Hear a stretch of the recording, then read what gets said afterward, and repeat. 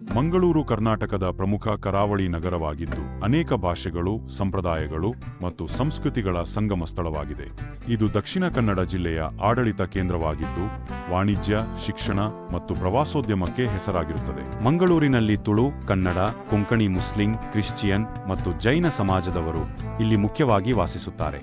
ಮಂಗಳೂರಿನಲ್ಲಿ ದಸರಾ ಉತ್ಸವ, ಕೊಡಿಯಾಲ ತೇರು ಪ್ರಮುಖ ಆಕರ್ಷಣೆಯಾಗಿದೆ. ಇತರ ಪ್ರಮುಖ ಹಬ್ಬಗಳಲ್ಲಿ ದೀಪಾವಳಿ, ಈದ್, ಕ್ರಿಸ್ಮಸ್ ಮತ್ತು ಯುಗಾದಿ ಸೇರಿವೆ. ಮಂಗಳೂರಿನಲ್ಲಿ ಭರತನಾಟ್ಯ, ಯಕ್ಷಗಾನ, ಕೋಲ ಮತ್ತು ನಾಟ್ಯಕಲೆಯಂತಹ ಅನೇಕ ಸಾಂಸ್ಕೃತಿಕ ಆಚರಣೆಗಳು ಪ್ರಸಿದ್ಧ. ಯಕ್ಷಗಾನವು ತುಳುನಾಡಿನ ವೈಶಿಷ್ಟ್ಯಪೂರ್ಣ ಕಲೆಯಾಗಿದ್ದು ನಾಟಕ, ಸಂಗೀತ ಮತ್ತು ನೃತ್ಯವನ್ನು ಒಳಗೊಂಡಿರುತ್ತದೆ. ಮಂಗಳೂರಿನ ಆಹಾರದಲ್ಲಿ ಸಮುದ್ರದ ತಾಜಾ ಮೀನು ಮತ್ತು ಹಲವಾರು ಬಗೆಗಳ ಕರಾವಳಿ ವಿಶೇಷ ತಿಂಡಿಗಳು ಪ್ರಮುಖವಾಗಿವೆ. ಮಂಗಳೂರು ಬನ್ಸ್, ನೀರ್ದೋಸೆ, ಕೋರಿ ರೊಟ್ಟಿ ಇಲ್ಲಿ ಪ್ರಸಿದ್ಧ. ಮಂಗಳೂರಿನಲ್ಲಿ ಹಿಂದೂ ದೇವಾಲಯಗಳು, ಕ್ರಿಶ್ಚಿಯನ್ ಚರ್ಚುಗಳು, ಇಸ್ಲಾಮಿಕ್ ಮಸೀದಿಗಳು ಸಾಂಸ್ಕೃತಿಕ ಸಾಮರಸ್ಯವನ್ನು ಪ್ರತಿಬಿಂಬಿಸುತ್ತವೆ. ಮಂಗಳೂರು ನಗರದಲ್ಲಿ ಉತ್ತಮ ಮತ್ತು ಅಭಿವೃದ್ಧಿಯಾದ ಸಾರಿಗೆ ವ್ಯವಸ್ಥೆ ಇದೆ.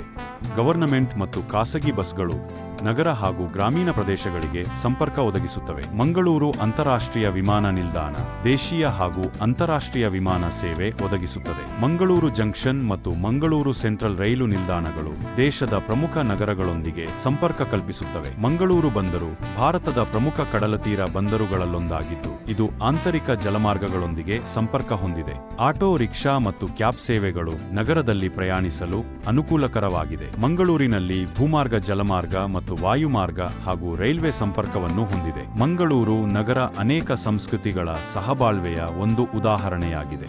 ಇಲ್ಲಿನ ಪರಂಪರೆ, ಕಲೆ, ಧಾರ್ಮಿಕ ವೈವಿಧ್ಯತೆ, ಭಾಷಾ ಭಿನ್ನತೆ ಮತ್ತು ವಿಶಿಷ್ಟ ಆಹಾರ ಪದ್ಧತಿ ಮಂಗಳೂರಿನ ಸಂಸ್ಕೃತಿಯನ್ನು ವೈಭವಶಾಲಿಯಾಗಿ ಮಾಡುತ್ತದೆ. ಬನ್ನಿ ಒಮ್ಮೆ ಮಂಗಳೂರಿಗೆ ಮಂಗಳೂರಿನ ಸೊಬಗನ್ನು ಕಣ್ತುಂಬಿಸಿಕೊಳ್ಳಿ.